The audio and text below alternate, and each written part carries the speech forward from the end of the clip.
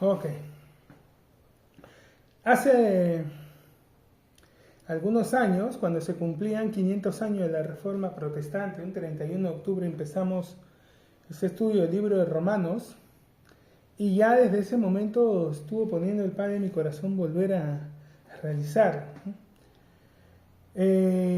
Muchas personas que Dios ha ido poniendo en el camino, ha usado el libro de Romanos para empezar a compartir, y ha tenido en todos un efecto similar. Ha sido una bomba atómica en su mente, en sus pensamientos, en sus conceptos. Su idea de Dios ha cambiado mucho, porque todos tenemos cierta noción de Dios. Lo veíamos hace 2 semanas cuando estábamos en Isaías, y muchas veces el concepto que tenemos de Dios, de Jesús, de todas estas cosas, es un concepto más bien religioso. Es un conocimiento de Dios, pero un conocimiento de oídas. O sea, conocemos a Dios, pero a partir de la experiencia de otros, de lo que otros nos cuentan de Él. Y entonces hay gente que nos va a decir que el Señor es duro, y hay gente que nos va a decir diversas cosas, y las personas, los creyentes, al ser bebés, es como un bebé, ¿no? Un bebé no filtra nada, un bebé va a creer todo lo que le digan, va a aceptar porque está aprendiendo, y los creyentes son así. Entonces le dicen que para agradar a Dios tienen que meterse en una iglesia los 7 días de la semana y estar ahí, y van a hacerlo porque quieren agradar a Dios. O sea, hay una buena intención, pero se van a dejar llevar, y muchas veces las personas que están guiándolo tampoco tienen un conocimiento, una relación íntima, estrecha con Dios. Y entonces generaciones guiándose en ignorancia. Guía ciegos que guían a otros ciegos. Y sí, Jesús habló de eso, y al grupo al que mencionó cuando habló de eso no era un buen ejemplo. ¿No? Pero pasa mucho. Ahora, Romanos tiene la particularidad de ser la única epístola que Pablo dirige a gente que no conocía. Todas las demás epístolas, la epístola a los Corintios, la epístola a los Gálatas, a los Efesios, a los Filipenses, a los Colosenses, a los Tesalonicenses, a Timoteo, a Tito, todas las demás epístolas están dirigidas a personas que él conocía. Varias de esas eran iglesias que él mismo había formado. Eran iglesias que él había fundado, que había levantado de cero, como la iglesia en Corinto, ¿no? Y lo tenemos en el libro de Hechos, contada esa narración. Pero Romanos, él escribe la epístola cuando aún no había pisado Roma. Entonces, Pablo no sabía nada de los hermanos en Roma. No sabía si eran como la gente en Corinto, relajados, no sabía si eran como la gente en Galacia, si eran un poco religiosones, no sabía si eran como la gente en Éfeso, un poco más maduros, más establecidos, como la gente en Filipos. No sabía cómo eran los hermanos en Roma, no le constaba, no había estado, no los había visto, no sabía exactamente qué era lo que les habían enseñado. La iglesia en Roma fue una de las iglesias más notorias del principio de la iglesia, con el detalle de que su fundador no había sido ninguno de los apóstoles. El fundador de la iglesia en Roma era desconocido, nadie sabía quién la había fundado. Se especula hasta el día de hoy que probablemente fue uno de aquellos que estuvo presente en Jerusalén el día de Pentecostés, cuando vino el bautismo del Espíritu Santo, y Pedro da su primer discurso y se convirtieron como 3.000 personas. Es más, incluso algunos piensan que no se trató de uno solo, se trataron de varios que recibieron ese día al Señor, porque la palabra nos comenta en el libro de Hechos de que en ese momento habían en Jerusalén judíos que vivían en diferentes partes, en diferentes ciudades del Imperio Romano, que habían ido a Jerusalén por la fiesta. Y que cuando vino el Espíritu Santo, y nosotros conocemos este texto, y se derramó, empezaron a hablar en otras lenguas. Y los judíos que estaban allí los escuchaban hablar en las lenguas de la ciudad donde ellos vivían. En las lenguas incluso con las que se habían criado. Decían cómo esto podían haber aprendido. En ese entonces aprender idiomas no era tan accesible como lo es hoy. No había que ibas a una academia y aprendías, no. Para aprender necesariamente tenías que estar en ese lugar, tenías que convivir y pasar un tiempo allí para aprender la lengua. Y ellos sabían que estos que estaban allí no habían hecho esos viajes. No eran gente de mundo, no eran gente, no se le veía gente viajada, vivía, se les notaba que eran de allí, ¿no? Eran judíos del pueblo. Y entonces escucharlo hablar en estas lenguas fue algo que los sorprendió. Y entonces de allí es que se saca la conclusión de que si dice que había de todas partes del imperio, de hecho que habían creyentes que vivían en Roma y los escucharon hablar en latín, escucharon el testimonio, se convirtieron con la prédica de Pedro y al regresar a Roma empezaron a compartir su fe y empezó a crecer la iglesia. Ahora, ¿qué enseñaron? ¿Qué decían? El Espíritu Santo demostró entonces y ha demostrado a lo largo de la historia ser un celoso guardián del Evangelio. Pablo empezó a predicar el Evangelio sin convivir previamente con ninguno de los discípulos, ¿no? Él no había escuchado, como los demás, a Jesús hablar directamente. No convivió con Jesús, no pasó esos 3 años o 1 año y 9 meses, como dicen algunos. Lo menciono porque hay buenos argumentos para especular eso, ¿ya? Hacen un buen conteo, juntan todos los evangelios y cuentan las veces que Jesús iba a Jerusalén por determinada fiesta y así es como llegan a ese cálculo, de que fue 1 año y 9 meses. Incluso hasta especulan de la edad de la muerte de Jesús, que no fueron 33 años, fue un poco antes. Ya eso... Lo menciono porque, si bien a algunos les puede parecer accesórico, ay hermano, pero ¿qué tiene que ver? Para estudios más profundos, cuenta. O sea, exactamente cuánto tiempo vivió y todo. Algunos empiezan a sacarlo, sí, porque estaba profetizado aquí y acá. Ya, ok, entonces ahí lo dejo, ¿ya? Hay algunos que se tiene diferencia de tiempo. Pero bueno, el caso es que Pablo no pasó ese tiempo con Jesús, no pasó un día con Jesús. No escuchó una prédica de Jesús. Y él había estado en Tarso y cuando llega a Israel, si bien se había criado a los pies de Gamaliel, había sido educado, instruido por Gamaliel, pero no había escuchado al Señor. Cuando llega se entera de que los discípulos de este que ya había muerto y los empieza a perseguir. Asusado, animado por la gente del Sanedrín, que al ser los ancianos de su pueblo y él ser un fariseo, les cree inmediatamente y empieza a hacer esto. Ya en el camino a Damasco, Jesús se le aparece. Saulo, ¿por qué me persigues? Yo soy Jesús. Dura cosa te es dar cosas contra el aguijón. Luego le avisa a Ananías que vaya y le imponga manos, y Ananías, Señor, pero de repente no te han dicho, ¿no? Pero este tipo no es bueno, este tipo viene a matarnos, ya lo hizo con algunos, ha estado persiguiendo creyentes de todos lados y aquí venía lo mismo, ve. Pero esos 3 días que Saulo está en esa habitación donde lo dejaron sus compañeros, porque cuando él se cae del caballo y queda ciego, lo que sus compañeros hacen es meterlo en una habitación y dejarlo allí y ellos seguir con su viaje. Y Saulo se queda 3 días allí, tiempo en el que lo pasa orando, en el que el Señor le habla y le dice, no te preocupes, va a venir un hombre llamado Ananías, va a poner las manos sobre ti, vas a recuperar la vista, pero ahora me vas a escuchar. Y le empieza a revelar el Evangelio. A diferencia de los demás discípulos, Ojo, los judíos en general conocían la escritura. Desde niños se les enseñaba. Incluso les hacían ciertos juegos, les daban ciertas golosinas por memorizar o conocer algunos versículos.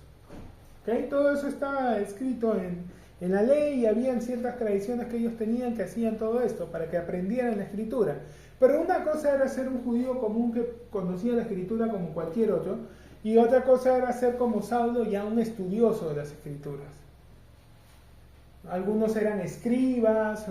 En el caso de los fariseos, ellos estudiaban las escrituras, las meditaban y estaban muy al pendiente, sobre todo, de todas las partes que anunciaban la llegada del Mesías. Porque hoy la palabra fariseo tiene una connotación negativa, pero en la época de Jesús, no. Es más, cuando tú estudias los diferentes grupos, las diferentes sectas judaicas que existían cuando Jesús vino esa primera vez, ¿qué es lo que cada uno enseñaba? Tenía diferentes grupos, no solo estaban los fariseos, estaban, acordémonos, los saduceos, que eran una escuela que se había formado a partir del sacerdote Sadoc. Ahora, estos saduceos eran el grupo que solía competir. Los saduceos y los fariseos eran quienes manejaban el Sanedrín, pero tenían diferencias entre ellos. No eran los únicos grupos. Estaban también los esenios, estaban los herodianos, estaban los celotes. O sea, había diferentes grupos. Los herodianos trataban de ajustar las escrituras para decirle al pueblo que Herodes era el Mesías. Por supuesto era el grupo con menos, espiritualmente hablando, con menos fuerza, pero políticamente hablando con más apoyo. Obviamente Herodes los apoyaba, porque ellos le daban cierta fuerza o legitimidad a su gobierno, pero el resto del pueblo sabía que eran un grupo interesado y que lo hacía por lucro.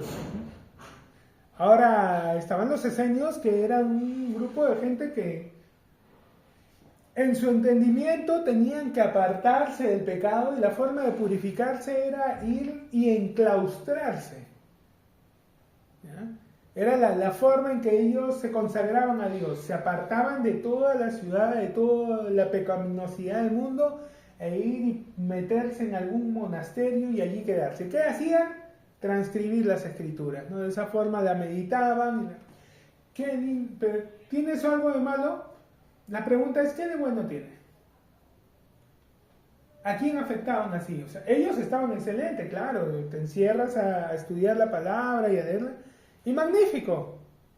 Pregunta, ¿eso es lo que Dios ha mandado hacer? O sea, ¿eso nos mandó? ¿A alguien se lo mandó? Ve, apártate del pecado y vive allí, conságrate en santidad. ¿Eso es lo que Él quiere? Pero Jesús lo aclaró, ¿no? No se enciende una vela para esconderla bajo la mesa, sino para ponerla en alto y alumbra a todos los que están alrededor. Entonces, la presencia de Dios no es para esconderla. Luego estaban los celotes, que ellos creían que tenían que formar un ejército para que cuando el Mesías llegara, comandara ese ejército y empezaran de inmediato la guerra y liberaran al pueblo de la opresión de los romanos. Los saduceos, llenos de escribas y todo, pero algunos puntos importantes, ¿no? No creían en la resurrección de muertos, interpretaban algunos. La escuela, la forma de pensamiento de los saduceos era muy similar a la de muchas denominaciones hoy en día. Ellos daban por sentado que habían cosas en la palabra que ya se habían cumplido, que ya no eran para su época. O sea, básicamente el tema con los saduceos es que no creían mucho en milagros, en que Dios realizara milagros. Sí, lo tenían en la escritura, pero ellos no creían que Dios los tuviese que hacer porque el pueblo no era santo, el pueblo no estaba listo. Entonces, ¿cómo Dios iba a obrar milagros con un pueblo lleno de pecado? no hablaban mucho del Mesías, porque para ellos definitivamente el Mesías no iba a venir con el pueblo así. Y los fariseos, cuando lees la doctrina de los fariseos, qué es lo que ellos pensaban, qué enseñaban, de qué hablaban, tranquilamente puedes coger su doctrina y ponerla dentro de la personería jurídica de las diferentes, de muchas denominaciones cristianas. Es más, nadie se ofenda, pero la doctrina de varias denominaciones es control C, control V con la doctrina de los fariseos. Eso es copia y pega. Lo mismo. Ahora, ¿eso es algo malo? Miren, si uno hubiese vivido en la época de Jesús, cualquiera hubiera pensado, o sea, los fariseos, en cuanto a enseñanza, en cuanto a doctrina, eran los que estaban más en lo correcto, por decirlo de una forma. Todos tenían algún error, pero tamaño error. Los fariseos tenían sus cositas, pero mínimas. En líneas generales estaban ok, estaban excelentes, lo que estaban diciendo era correcto. ¿Qué era lo que ellos enseñaban? Que la gente tenía que santificarse, consagrarse y esperar la llegada del Mesías porque Dios iba a enviar al Mesías. Ellos eran de todos los grupos los únicos que estaban alentando al pueblo a prepararse para la llegada del Mesías.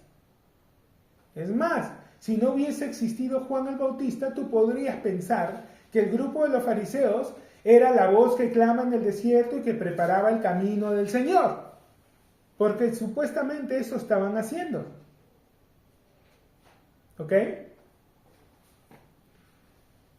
Por lo menos hacia afuera eso es lo que parecía. Y son los que terminan matándolo. Lo mataron los romanos, hermano. ¿A pedido de quién? ¿Quiénes fueron los que empujaron? Los romanos no tenían ningún motivo para matarlo. ¿Por qué dice eso, hermano? Porque Pilatos lo dijo. No encuentro ningún delito en este hombre. O sea, los romanos no tenían ninguna razón para exterminarlo. Los que querían matarlo eran los judíos, los líderes, los fariseos a la cabeza. Ahora, todo este énfasis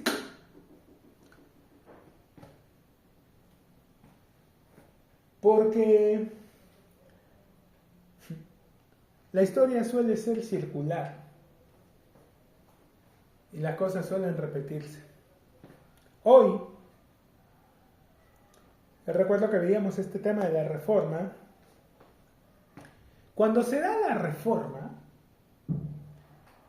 Lutero escribe sus 95 tesis y va y las clava en las puertas de la catedral en Gutenberg, rebelándose contra una opresión religiosa que había en su tiempo. El Papa de entonces era un hombre que quería modernizar el Vaticano, modernizar Roma, quería reconstruir, quería hacer mucha obra, pero necesitaba pues aumentar el ingreso. Y como estrategia, ya en ese entonces, por ejemplo, la gente iba a Roma y compraba, ¿cómo se llama esto?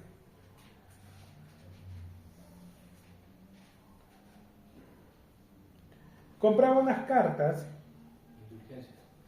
indulgencias, para subiendo ciertas haciendo ciertas penitencias, ellos podían ir rezando el rosario, Padres Nuestros, subían otro escalón arrodillados y si llegaban hasta el final del altar, lograban librar el alma de algún pariente suyo del purgatorio y permitir que ingrese al cielo. Ahora, por si acaso, el purgatorio no existe.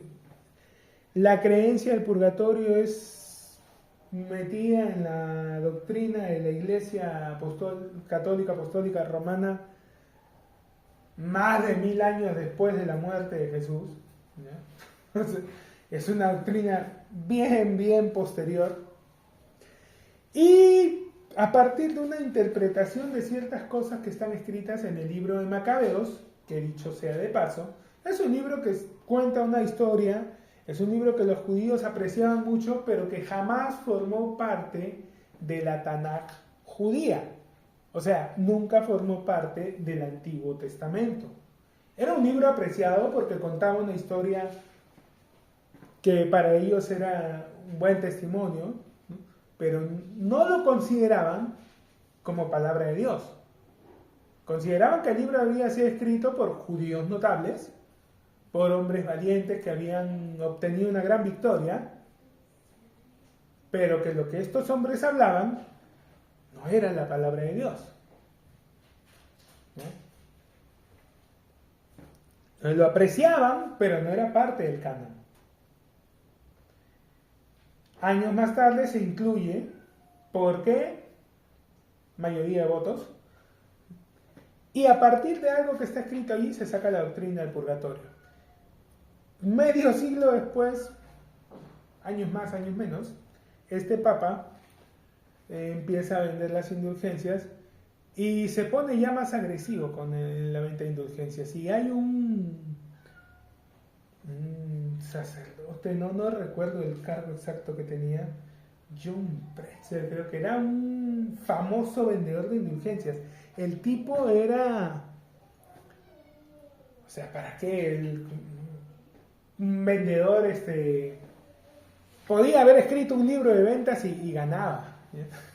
El tipo hacía un teatro intenso, dramático, mostraba, con la tecnología que tenían entonces, mostraba la llama del infierno ahí en un altillo que preparaba y a la gente sufriendo y luego diciéndole a los espectadores que ellos podían librar a sus familiares comprando una indulgencia.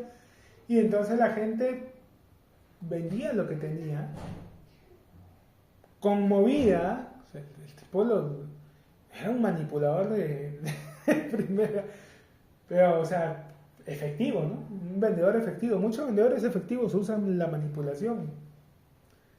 Éticamente no es correcto, pero, o sea, ocurre. No vamos a tapar el sol con un dedo. Pasa mucho.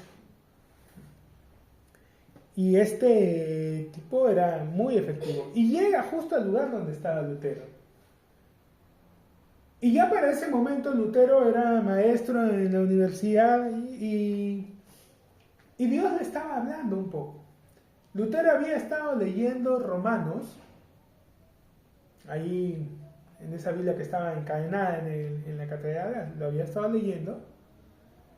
Y ya habían cosas que le habían estado llamando la atención, ¿no? La salvación por gracia, la justificación por medio de la fe, sin obras. Entonces ya él no veía estas prácticas como las vio en su momento. Él estuvo en Roma. Y cuando regresa de Roma, regresa cambiadísimo, ¿no? Él llega a Roma y antes de eso era de los que se azotaban, era de los monjes que andaban flagelándose por tener malos pensamientos, por algún momento haber fallado en algo y se golpeaban y se azotaban. Cuando va a Roma y experimenta todas las cosas que habían en Roma, cuando regresa ya cambiado y empieza a leer Romanos y entiende por qué es que sentía esto. Y cuando llega a vender las indulgencias a su zona, ya él no lo tolera. El Lutero absurdamente creía de que este tipo estaba haciendo cosas, bueno, no absurdamente, lo veía haciendo cosas inmorales, pero pensaba que los hacía sin el conocimiento de las autoridades eclesiásticas, ¿no? Sin que lo supiera el cardenal, sí, y con la ignorancia absoluta del Papa. Después se viene a dar cuenta y a enterar de que todos sabían muy bien y al contrario, tenía todo el apoyo. Entonces él va y clava sus 95 tesis ahí en la catedral, hablando de, entre otras cosas, de las 5 solas, ¿no? Sola fe, sola gracia, solo Cristo, sola escritura.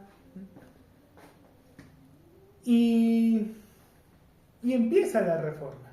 Y la reforma empieza, de nuevo, con una protesta hacia mandatos, hacia dogmas religiosos que opriman a la gente. Pero han pasado 500 años y hoy tenemos en ese grupo que se apartó de de la Iglesia Católica Apostólica Romana, en esta iglesia protestante, hija de la Iglesia Católica Apostólica Romana, así como también lo es la Iglesia Ortodoxa Europea, ¿de dónde salieron? Porque la Iglesia Ortodoxa es de un cisma que ocurre, que se separan de la Iglesia Oriente, porque no les gustaba que el Papa siempre fuera el obispo de Roma, ¿no? Entonces se separan y ellos están más o menos, coordinan con el obispo de Constantinopla. No ejerce una autoridad similar a la del Papa, allí son 12 patriarcas, cada uno tiene voz y voto, pero en su momento eran parte de la Iglesia Católica. Se separan alrededor del año 1000-1100 y luego en el 1500 y algo es que Lutero empieza la reforma a la par que con Zwinglio en Suiza y Calvino también en Suiza. Son tres de las cabezas que el Señor levanta y que se apartan, pero que ellos habían sido en su momento parte de la Iglesia Católica. Entonces viene a ser una iglesia hija. Subrayo esto porque muchas veces a las personas dentro de la iglesia evangélica, de la iglesia protestante, les gusta señalar con el dedo a la Iglesia Católica Apostólica Romana, ¿no? Y alegremente decir, sí, que en Apocalipsis habla de Babilonia la Grande, ella es Babilonia la Grande. Cuidadito, porque ahí la llama así, la madre de rameras. Pero si tú la quieres llamar ramera, ten en cuenta que no solo es ramera, sino es madre de rameras. ¿Quiénes son sus hijas? Porque sus hijas también las llama rameras. Ese mismo texto que usas para acusarlos, léelo bien. Porque si tú la estás señalando como Babilonia, mira dónde estás tirando la piedra, que no es piedra, es boomerang, te termina cayendo. Ahora, esto ocurre como un grito de libertad, intentando destruir la opresión de ciertos dogmas, pero 500 años después nos venimos a encontrar con una opresión similar, si no peor, que la que había entonces. En ese grupo que supuestamente era el espacio para que la gente pueda acercarse a Dios, porque pues, la tendencia de siempre. Es gracioso. Si tienes un sentido del humor medio cruel y sarcástico, te va a parecer gracioso. Si no, no tiene gracia, es muy triste, ¿ya? Pero que la Escritura nos muestre cómo las cosas se repiten. Vas al libro de Jueces y encuentras una muletilla constante en el libro de Jueces. Muere Josué. Una de sus últimas palabras antes de partir. Discurso de despedida. Así dice Josué 24. Así dice Jehová, Dios de Israel, vuestros padres habitaron antiguamente, y les empieza a contar toda la historia. A Isaac di a Jacob y a Esaú, yo envié a Moisés y a Aarón, saqué a vuestros padres, y cuando ellos clamaron a Jehová, él puso oscuridad entre vosotros, pasasteis el Jordán, vinisteis a Jericó, envié delante de vosotros Tano. Ahora pues temed a Jehová y servidle con integridad y en verdad, y quitad de entre vosotros los dioses a los cuales sirvieron vuestros padres al otro lado del río y en Egipto, y servid a Jehová. Verso 15. Y si mal os parece servir a Jehová, si no les gusta, no, qué pesado, están sirviendo, ya, si no quieren, ¿no? Si mal os parece servir a Jehová, escogeos hoy a quién sirváis, si a los dioses a quienes sirvieron vuestros padres cuando estuvieron al otro lado del río, o a los dioses de los amorreos en cuya tierra habitáis. Pero yo y mi casa serviremos a Jehová. Entonces Y esto es lo gracioso. El pueblo respondió y dijo: nunca tal acontezca que dejemos a Jehová para servir a otros dioses. Qué bonito, qué emocionante, qué pueblo tan fiel. Avanzas un poquito. Jueces capítulo 1. Aconteció después de la muerte de Josué. Los hijos de Israel consultaron a Jehová, nombran un líder, siguen con la conquista, llega Otoniel, están todavía peleando, están venciendo, muere Josué,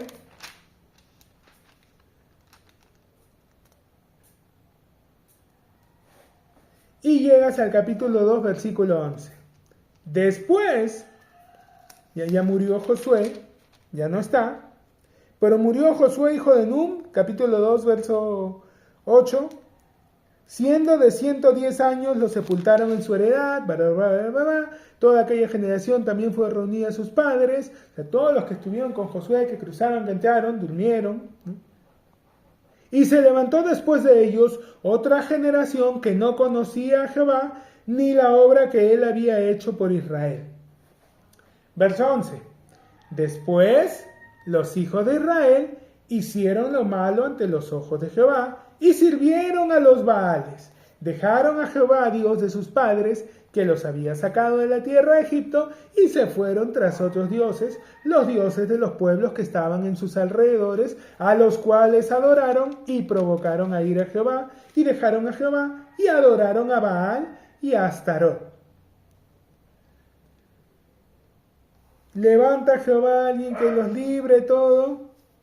Avanzas un poquito y dice, bueno, entendieron los chicos, ¿no? O sea, ya no está bien servir a otros porque después les empiezan a pasar cosas malas, ¿no?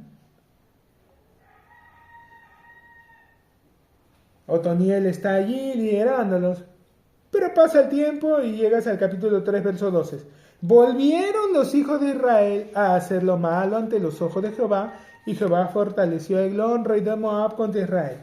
Avanzas un poquito más. Dios levanta ahí a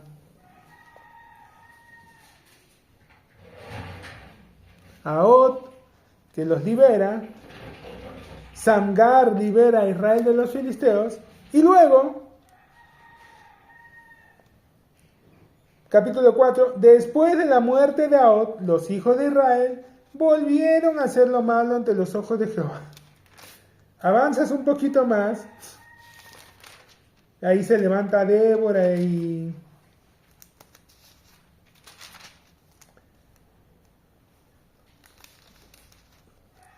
capítulo 6, los hijos de Israel hicieron lo malo ante los ojos. Se levanta Gedeón. Pelea, vence a las madianitas. Y el libro de los jueces lo lees y a cada rato lo mismo. Volvieron a hacer lo malo. 16. Pero los hijos de Israel volvieron a hacer lo malo. Avanza, se levanta Jefté. Capítulo 13. Los hijos de Israel volvieron a hacer lo malo. Chicos, no entendían. Acá anda otra vez lo mismo y lo mismo y lo mismo. Sí. Y desde el principio de la iglesia se observa algo. Llegó Jesús, tuvo a sus discípulos, 12.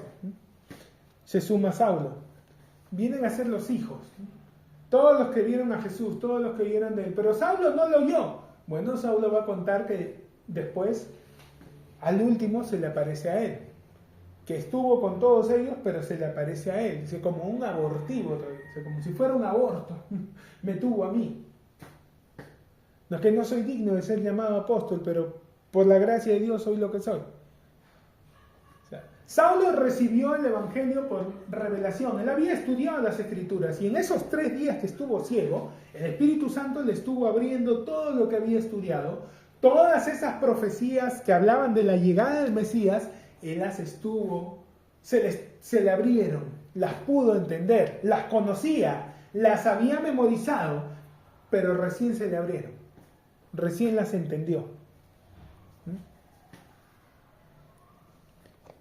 Pero entonces,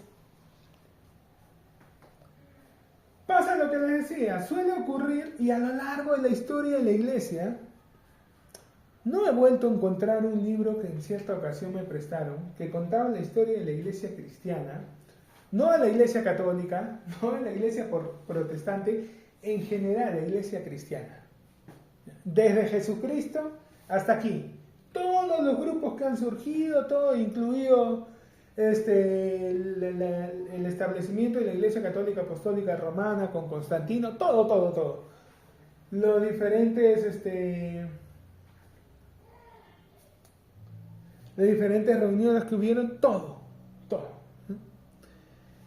Y era triste ver que parecía el libro de Jueces, porque te contaba y todo el tiempo se repetía lo mismo. Desde Jesús empieza él, los que estuvieron con él, los que absorbieron, los que vieron, gustaron, tocaron, como dice Juan, lo que hemos visto, lo que hemos oído, lo que palparon nuestras manos tocante al verbo de vida, los que estuvieron allí en primera fila, se impregnaron de esa vida, y a la partida de la cabeza continuaron. Ellos también fluyeron. Los discípulos hicieron milagros como Jesús y mayores. Ojo que Jesús ya lo había anticipado. El que cree en mí, las obras que yo hago, él las hará también, y aún mayores. Porque Jesús normalmente le traían enfermos para que él le imponga manos, para que él los sane. Pero no hay un registro que Jesús alguna vez haya hecho lo que hacía Pedro. Lo que ya era tanta gente que va a estar orando. Los ponían en fila para que Pedro simplemente camine y pase y su sombra al tocar a la gente enferma se sanara. Jesús no hizo lo que hizo Pablo, que como venía gente de otros lugares, le traían las prendas, le traían los trapos para que él ore, y luego se los llevaban, se los ponían a los enfermos y se sanaban. O sea, la unción quedaba impregnada, la unción de sanidad en esos trapos, y luego cuando la gente se los ponía eran sanos. Ahora, después de los discípulos, los apóstoles, los discípulos de los apóstoles, porque ellos tuvieron un grupo que los seguía. Por ejemplo, ¿quiénes entrarían ahí? Lucas, Timoteo, Juan Marcos, entran varios de esos. Pero ellos estuvieron a la par. Viene otro grupo de discípulos, de gente que fue discipulada por los apóstoles, que vienen a ser conocidos como los patriarcas de la iglesia. La mayoría de ellos ejercieron su ministerio del año 70 al año 100, 110, 120. ¿Ya? Los patriarcas están durante esa época. Hay algunos que tienen nombres conocidos, tienen historias muy bonitas, pero los patriarcas ya fluían menos. Los patriarcas, a lo que se estaban dedicando más, a lo que le pusieron un poco más de énfasis, fue a tratar de recolectar toda la literatura que se había escrito. Ellos son los que empiezan a darle forma a las escrituras, ¿no? A juntar los evangelios que habían encontrado, y empiezan, porque habían grupos que tenían por allí varios escritos que les habían mandado, algunos confiables y otros de dudosa procedencia. Entonces ellos empiezan a aplicar un criterio para poder tomar esas escrituras como inspiradas, ¿no? para formar el Nuevo Testamento. Que hayan sido escritos por algún discípulo, por alguno de los apóstoles, o alguno de los seguidores de ellos, y que de alguna forma lo que escriban haya sido mencionado. Así que, por ejemplo, tenemos el Evangelio de Marcos, que Marcos no era un apóstol, pero había sido ayudante directo de Pedro y en su momento de Pablo también.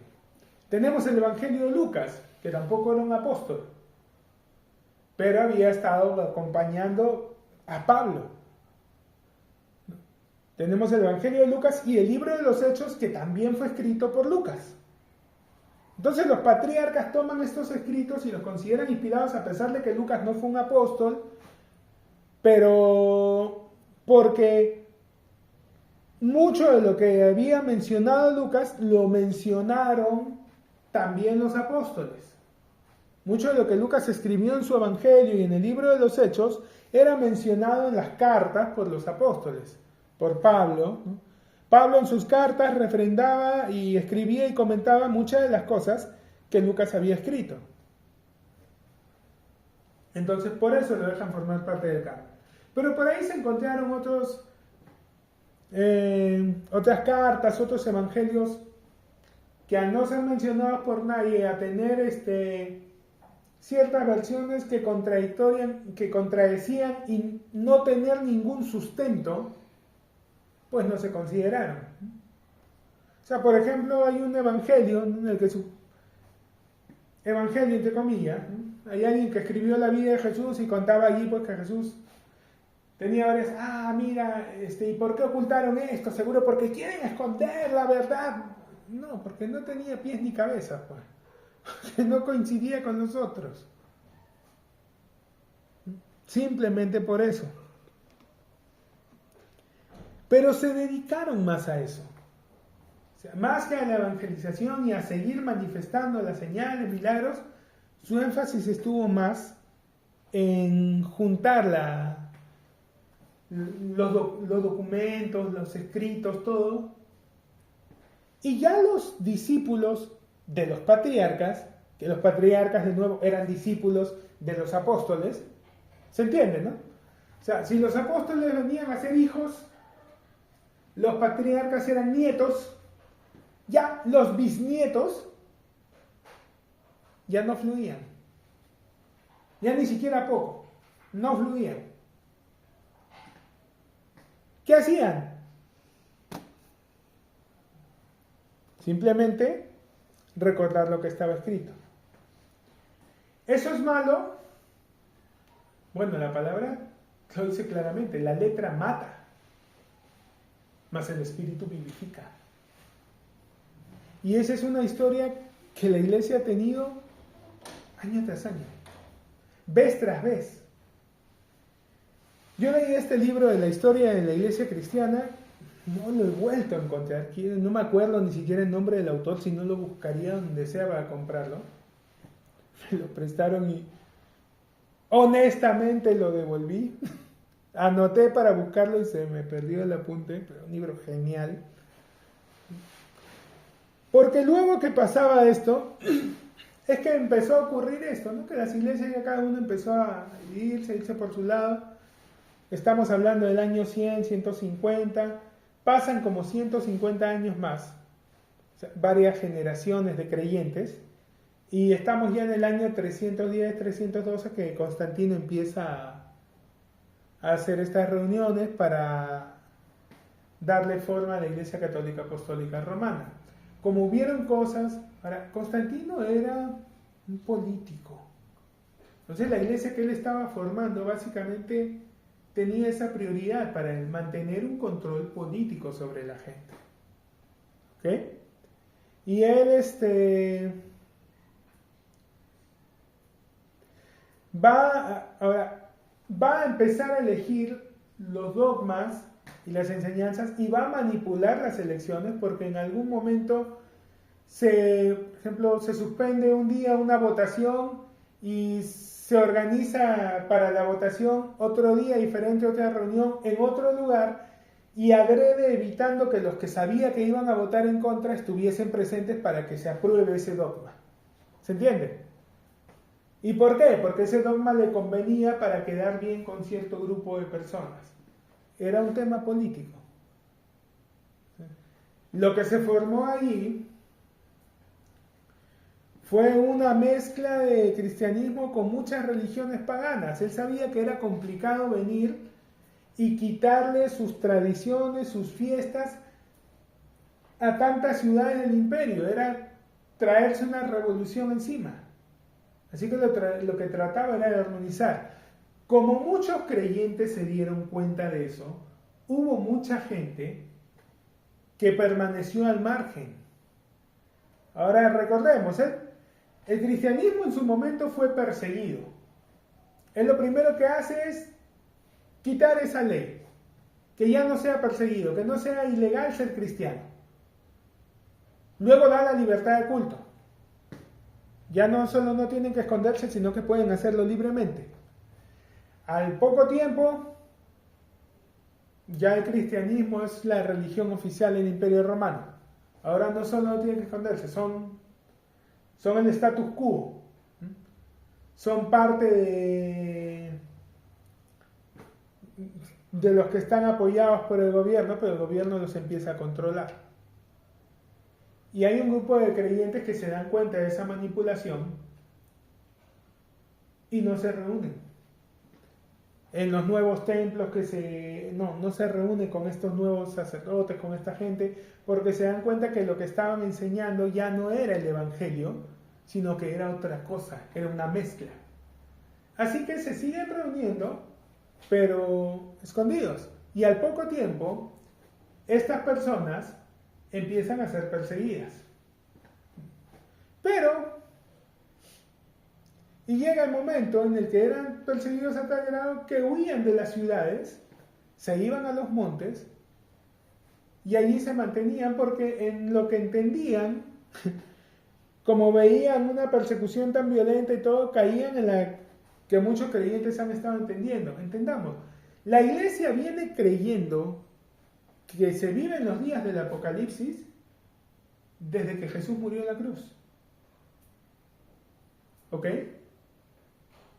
Los apóstoles pensaban que ellos iban a ver el día de su segunda venida. Es que a la iglesia se le ha perdido una señal. Se han quedado con que las guerras, rumores de guerras, con que los terremotos, los desastres, olvidándose que Jesús cuando menciona esto en Mateo dice algo claro. Mirad que no os turbéis. Es necesario que todo esto acontezca, pero aún no es el fin. Se levantará nación contra nación, reino contra reino, seréis aborrecidos de todos los ¿Cuándo llega el fin? Y será predicado este evangelio del reino para testimonio a todas las naciones, y entonces vendrá el fin. No sé por qué, pero a los creyentes a lo largo de la historia se les ha pasado ese detalle. No es que Dios la esté haciendo larga. Es que quien lanza el disparo para que empiece a correr el cronómetro hacia atrás y empiece la carrera, no es Israel. De la higuera aprender la parábola, cuando ya su rama está, sí, mira, Israel desde el 48 ya fue establecido como nación, no pasará esta generación, ya pasaron 70 años. Ojo, 70 años es una generación de juicio. Él prometió 120, ya. Pero no se fijan en que quien lanza el disparo es la iglesia. Será predicado este evangelio del reino para testimonio a todas las naciones. Y entonces vendrá el fin. Israel es uno de los relojes que te puede ir marcando los tiempos. Pero quien da el clic, quien jala la palanca es la iglesia. Y la iglesia todavía no jalaba la palanca. No, pero mira, hay un montón de gente. Sí, se ha escuchado el nombre de Cristo, pero él no dijo que se iba a escuchar el nombre de Cristo. Él dice, será predicado este evangelio del reino para testimonio a todas las naciones. Se ha escuchado el nombre de Jesús, pero ¿qué es lo que se ha escuchado de él? ¿Qué es lo que se habla? Por ejemplo, los españoles llegaron ya hace 500 años prácticamente a América y empezaron una tarea evangelizadora. ¿Fue realmente el evangelio? ¿Cómo está en la palabra? Lo que ellos trajeron. ¿Fueron las buenas nuevas?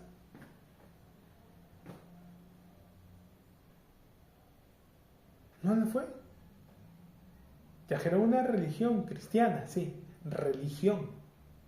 Ahora, yo recuerdo que alguna vez conversando con alguien me preguntó, ¿qué religión tienes? Yo iba a responder el clásico, Jesucristo no es religión, es vida, todo, pero dije, no, le quiero romper la cabeza a este. Yo tengo una religión cristiana. Ah, ¿ves? No es así, porque en realidad Jesús no es religión. No, es que... Y bueno, siguió ahí atrás. Es que hay algo que es cierto. Sí, Jesucristo no es religión, es vida. ¿Ok? ¿Estamos de acuerdo? Jesucristo es lo que el Padre hizo. La religión es el intento del hombre por acercarse a Dios. Jesucristo es Dios acercándose al hombre. Él es la respuesta. ¿Ok? Pero yo no... Si yo soy honesto conmigo, yo no soy pues un unicornio aquí. El único hombre sin religión en el mundo. Es mentira. Todos de alguna forma tienen religión. Si no, lee Santiago. Habla de la religión, ¿cuál es la verdadera religión? Entonces cuando a mí me preguntó, yo dije, la religión cristiana, porque sí, el cristianismo se ha enfocado como una religión. Ahora, ser cristiano o vivir una vida cristiana, entiéndase desde la perspectiva religiosa, ir a una iglesia, leer la palabra, orar, alabar, asistir a servicios, todo, no salva a nadie. ¿Ok? No es que sea algo malo, es bueno hacerlo, pero eso no salva. Eso te permite crecer, te permite ser buena persona, te permite aprender más, pero, o sea, eso no es la relación con Dios. La relación con Dios es el diálogo, la intimidad. Eso te prepara, te ayuda, te da herramientas para tener una relación con Dios. Pero hay mucha gente que solamente hace eso y tiene cero relación con Dios. ¿Están entendiendo? Pero yo no puedo decir que no tengo una religión si sí la tengo. Ahora, esa religión no me salva.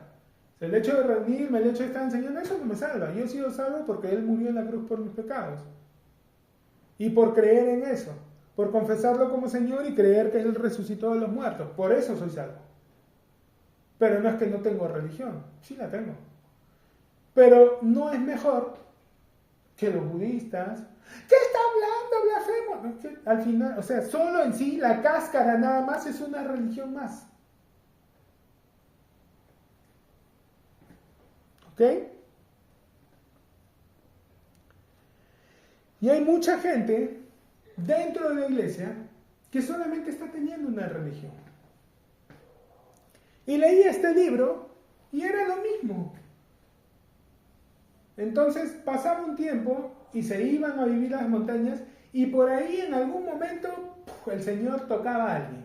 Y esta persona empezaba a fluir, a poner manos, a predicar, había un avivamiento, le llaman, ¿no? Y la gente volvía. ¿Qué es lo que pasaba? Simplemente que empezaban a llevar el evangelio como dice en la palabra. O sea, predicaban de la cruz de Jesús, de que su muerte salvaba y ocurrían milagros. Y entonces esta persona tenía un grupo de gente cercanos a ellos que cuando esta persona partía, estos cercanos seguían haciendo lo mismo que él hacía. Los hijos continuaban la obra.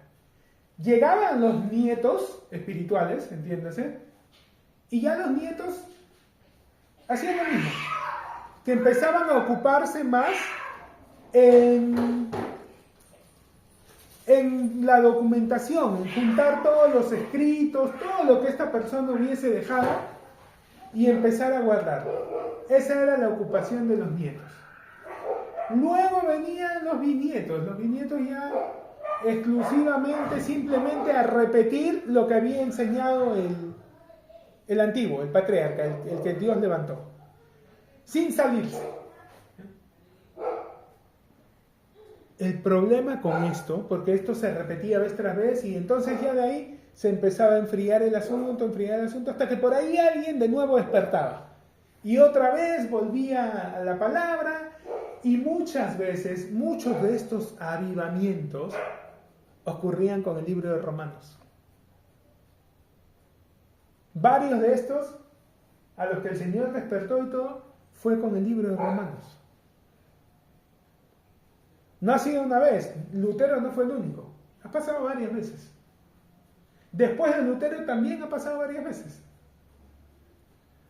Ahora, este grupo siguió existiendo, estos creyentes que se estaban reuniendo a escondidas, todo, ha seguido pasando. Algunos se fueron reduciendo por lo que ya expliqué, simplemente se dedicaban a repetir y cayeron en religiosidad y con el tiempo fueron desapareciendo hasta que Dios levantaba por ahí alguno. Incluso dentro de la Iglesia Católica Apostólica Romana, Dios también levantó gente que en la Escritura los despertó y que empezaron a hablar y a decir, pero no fueron arrimando, como no eran papas, como no eran cabezas, no tuvieron mayor, no afectaron mayormente, pero hicieron cosas. Y bueno, y siempre era lo mismo.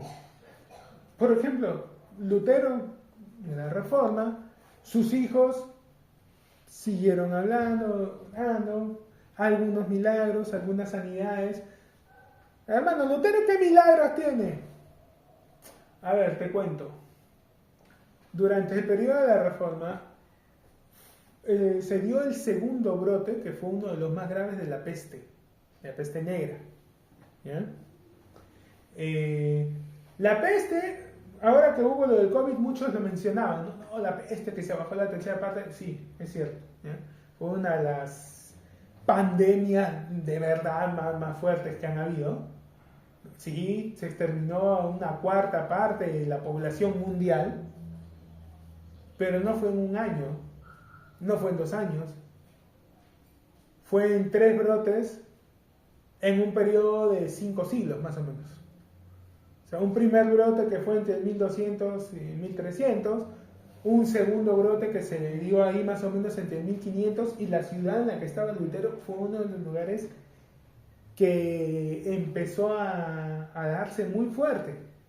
Ahora, específicamente donde estaba Lutero, no hubo tanta mortandad y tuvo algo que ver Lutero. Porque pasó que muchos creyentes, cuando empezó el brote, por un justificado miedo, porque ya tiempo antes había aparecido esta enfermedad y había muerto mucha gente, entonces muchos de estos creyentes cuando vieron esto, patitas para que te quiero, y se empezaron a ir, teniendo familiares que se habían contagiado. O sea, los iban a dejar morir, simplemente se iban a ir y listo. Y ahí es que Lutero empieza a hablar con la palabra de la compasión, del amor, del prójimo, y hablarle a los creyentes de que si ellos estaban haciendo las cosas por amor y todo, no tenían por qué enfermarse, y que creyeran. Y entonces muchos se quedaron y no murieron. Y muchos de los que se habían enfermado sanaron. Entonces, si tú crees que no hubieron señales ni milagros, lee bien, investiga, lo hubo. Lo mismo con Calvino y con Zwinglio. Hubieron milagros. Los hijos de ellos, los hijos de Lutero, Calvino, Zwinglio, también fluían, pasaban cosas, habían manifestaciones, y ya los nietos, lo mismo de las otras veces, a recopilar documentación, a juntar los libros, todo lo que escribió, todo lo que contó. Los bisnietos ya ni hablar, repetidoras, cotorras, loros, ahí repitiendo y todo. Y si algo no lo había dicho el líder, pues no era de Dios. Pero las cosas no son así, o sea, la relación con Dios es personal. Tengan en cuenta que toda la luz que una persona pueda recibir de parte de Dios son cosas que Dios le está mostrando a esa persona. Y se las muestra, le muestra cosas que esa persona ignora. Tengamos presente, hay cosas que hacemos instintivamente y damos por sentado muchas veces de que todos los demás las hacen y las conocen, y no es así. ¿Ok? Entonces, era triste ver cómo se repetía todo el tiempo lo mismo. Leían, y se volvían repetidoras y otra vez se enfriaba el tema hasta que por ahí se levantaba alguien y se repite la misma historia. Esta epístola, pero sí, casi siempre esos avivamientos, Romanos era protagonista. Romanos era el libro, la parte de la palabra que Dios usaba para despertar a la gente, para hacerles saber lo que él les estaba hablando, lo que les estaba revelando. Siempre es Romanos. Entonces, ahora vamos a empezar ese estudio ya la próxima semana. Y estoy seguro de que Dios va a estar también hablando. Va a estar revelando, va a estar mostrando, va a traer libertad. Las personas con las que nos hemos estado ministrando con esta epístola, de verdad había un cambio dramático, violento, hermoso en sus vidas. Son personas que han visto la bondad de Dios de una forma que no la habían visto antes y es lo que sé que Dios va a estar haciendo. Así que bueno, la próxima semana empezamos con el capítulo 1 de Romanos. Por hoy terminamos. Vamos a orar, vamos a poder concluir esta reunión.